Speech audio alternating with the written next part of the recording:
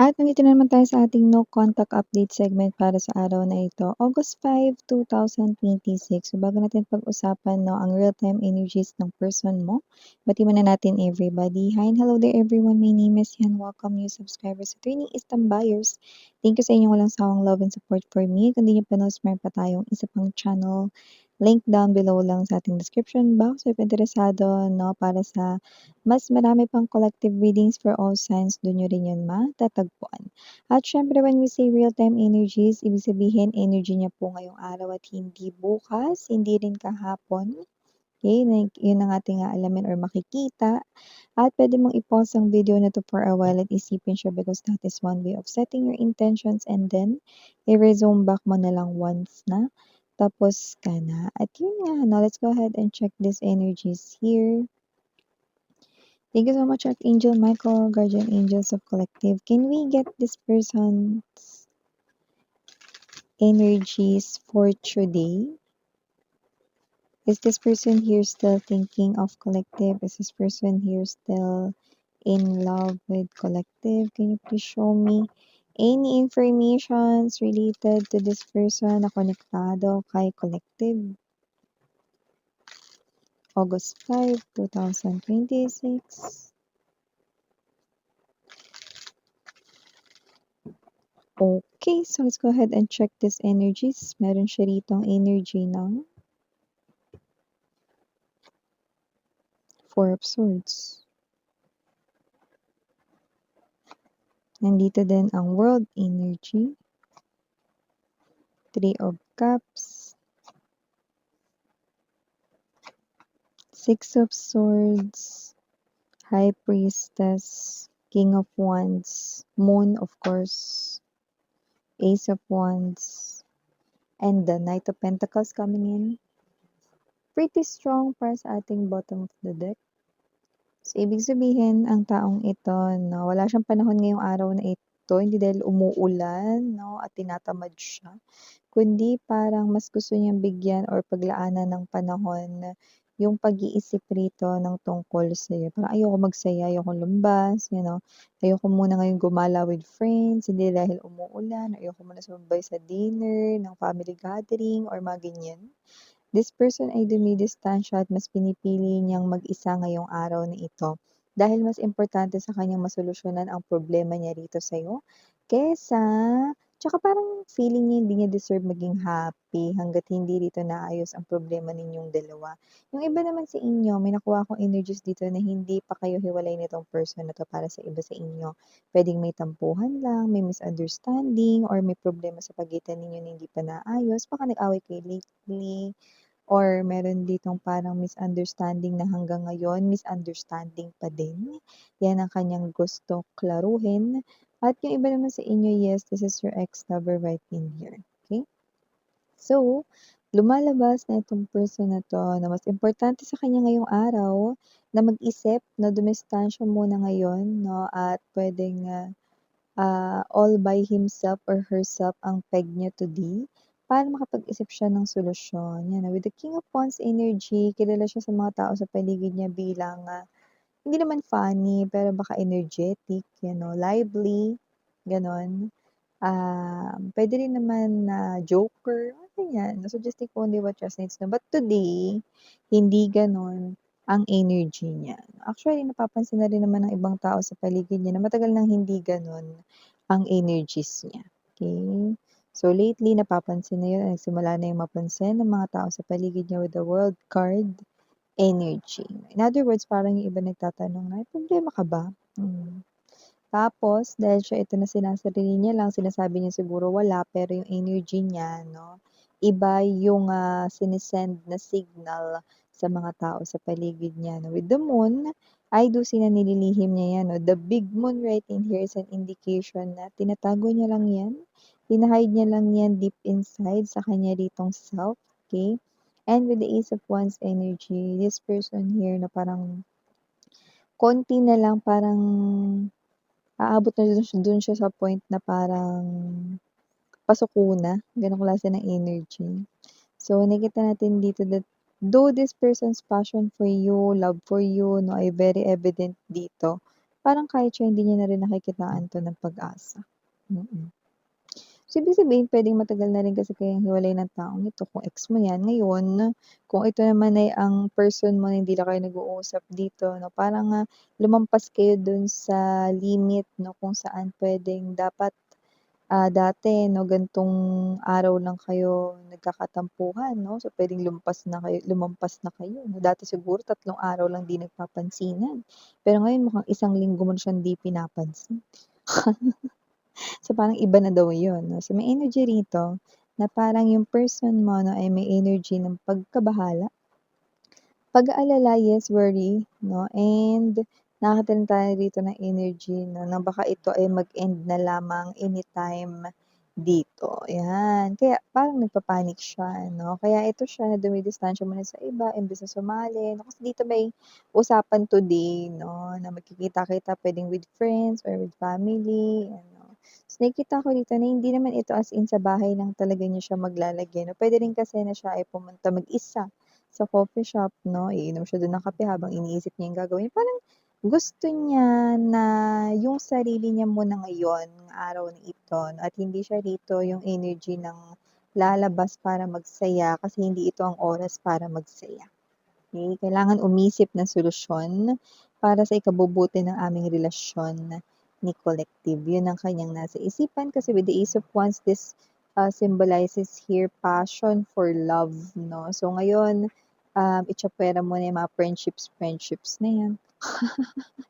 Itsopuwera muna yung mga katrabaho na gustong sabay-sabay mag-dinner ngayon. So, ngayon wala siyang panahon diyan 'no. Your person ay shutting his or her entire world for today, only for you to think of solution here 'no, sa inyong relationship. Knight of Pentacles energy 'no, siya rin kasi yung klase ng energy hindi makapag-isip 'pag maraming maingay 'no, may mga gano'n 'di ba, yung parang parang mas gusto niya maglagi sa library para makapag-isip. Kasi parang 'pag ang daming nagsasalita, ayan 'no, o kaya 'pag meron siya ritong like let's say hindi naman marami nagsasalita 'no, pero ayaw niya na may kasama kasi paano kung yung kasama niya madaldal 'di ba? Parang yung energy na nakaka-drain, nahahawa siya. So yun yung energy niya. Actually totoo yun, 'pag may gusto mong mag-isip 'no, pero yung kasama mong ingay ang daldal na parang gusto mong ano, lagyan ng tape yung bibig niya. O kaya parang gusto mong sabihin na, "O sige, alis na ako kasi may gagawin pa ako, eh." Parang gano'n yung energy 'no. Yung may importante kang gustong isipin pero ang ingay-ingay ng paligid mo hindi ka makapag-concentrate, so yun yung ayaw niya ngayon. Kaya niya kino-close rito at shina-shutdown yung mga invitations ng mga friends, families, or colleagues niya. Okey, kasi gusto niya rito 'no, na magkaroon ng me time sa sarili niya, hindi para mag-pamper 'no, sa kanyang sarili, kundi para mag-isip 'no, ng kung ano yung puwedeng gawin dito 'no, para magbati na daw kayo. Kung hindi pa naman kayo naghihiwalay pero hindi kayo nag-uusap ngayon kasi galit ka sa kanya or kasi magkagalit kayo, 'yan. Or yung iba naman rito 'no, ay puwedeng hindi naman na kayo rito talaga kayo. Pero this is your ex right in here na nakikita natin dito na hindi pa rin sumusuko kahit malapit na siyang sumuko. So with the Knight of Coins, sincere naman ang energy nito, mapa ito man ay ang person mo pa rin ngayon or ex mo. Okay, with the Moon, nakita ko naman dito 'no, sa kanya ritong, hidden energy na talagang gusto niya pa rin na makipag-ayos for good sa inyo. At nakikita ko din dito na once na parang magawa niya rito ng paraan na magkaayos na kayong dalawa 'no, tatanggalin niya na 'no, isa-isa rito yung kanyang mga ugaling hindi maganda, 'yan. May mga tao kasi na matigas yung mukha 'di ba?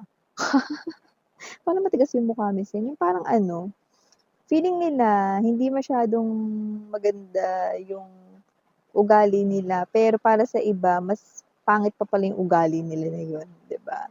Parang para sa kanila, ba't ito aalisin 'no? Parang gano'ng klase ng energy, pero pangit talaga yung ugali na yun, 'di ba? So, may mga taong hindi nakaka-realize na kailangan tanggalin yung pangit na pag-uugali or mag-tone down, 'di ba? Para rin naman sa ikabubuti niya. So, this person willing na siya dun, okey, na magbago dito 'no. So, nakita natin dito na puwedeng may katigasan yung ulo niya way back then. Nakita ko rin dito na masyado siyang madaldal dati na siguro parang kung ano lang yung lumalabas sa bibig niya yun yung sinasabi niya na pero alam mo yung energy niya ngayon okey na, eh, na parang nagagawa niya ng maging disiplinado, 'no, or disiplinada rito 'no, sa kanyang sarili 'no. Hindi na siya yung talkative, hindi na siya yung maingay 'no, hindi na siya yung daming sinasabi 'no, na ang daming nirereklamo sa buhay, 'di ba? So, hindi ko na siya nakikitang gano'n. Okay? Instead, this person here 'no, siya na ngayon yung man of actions or woman of actions 'no. So, yung solution ay kanya rito nagagawan talaga ng paraan at hindi rito pababayaan 'no. So, this person here will, definitely reunite with you guys. This is the very evident dito sa ating Three of Cups 'no, and the King of Wands is an energy of someone who wants to pursue something in order to be successful on this, and yun nga yung inyong connection. So ngayon, tatanggihan niya muna yung mga nasa paligid niya, didistansya, amigo muna siya sa iba para makapag-isip rito ng tungkol sa inyong dalawa. So ibig sabihin, lumalabas na mas importante ka at pinaprioritize ka niya ngayon kumpara sa ibang mga bagay or mga tao sa paligid niya ngayon. Oh, see? Dati, pwedeng nine-neglect, no, or lagi ka niya ritong hinuhuli sa kanyang mga priorities. Pero ngayon, hindi na. Yan, no. So, with the High Priestess energy, kita ko naman, no, na itong person na to, no, ay nagiging maingat dito sa kanyang mga iniisip, no, at gagawin na mga plano patungkol sa iyo kasi nga ayaw niya rito magkamali. Iniiwasan niya rito na instead na baka kayo ay mawala yung galit sa kanya, na baka lalong tumindi yun. Kaya nagiging maingat siya dito sa kanyang mga galawan. No? At syempre, nakita rin tayo dito ng energy, no, with this King of Wands, na itong person na to, hindi siya dito susuko basta-basta, no, kahit malapit na siyang sumuko. So, I think, yung energy niya na ito, yung nakakatulong sa kanya rito, no, kasi almost giving up na yung energy nito, no, so nakita tayo rito ng energy, na itong person na to, no, ay, parang ipupursu niya ito, no, kahit na parang feeling niya wala na itong masyadong chance, no, ipupursu niya pa rin. So, nakikita natin yon ng very evident sa kanyang energy. Ngayon, syempre, lagi ko sinasabi sa inyo na sa inyo pa rin yan, no, makikita nyo naman yung effort niya rito, mga babes, no, kung katanggap-tanggap ba sa inyo, pasado ba yan, or kung wala naman na kayo talagang pakialam sa kanya kahit na ganito pa, no, na pang A+ ang efforts niya. Go lang din naman, 'di ba? Basta you will witness this person's sincerity, and yung kanya ditong mga actions ay mafe-feel mong true lalo talaga or trueness talaga. So, yung initials, we have here capital letter B as in boy, capital letter M, capital letter C, capital letter T, capital letter E, capital letter R, capital letter K, capital letter H, and capital letter U. For small letters naman, we have A. For A, maaring dalawa pero maaring hindi maging tatlo. Also have here small letter I, G, o IG. Baka doon kanya tinitingnan or baka kumontak siya sa'yo sa Instagram. Okay, hindi po tayo endorser niyan. Basta social media. We also have here small letter Y, small letter T, small letter R, and small letter Okay, so ito yung mga mensahe right here for you guys. Again, I'm Rihanna on for the girls and Yana dun for the boys. Please to check out our other channel for more collective readings for all signs. And if you want personal reading, mga babes, no, mag-message lamang sa nakita ninyo sa upper right corner ng ating screen sa umpisa pa lamang ng ating reading. So, thank you so much. Again, sarang hayo love and light, Piedra. 안녕.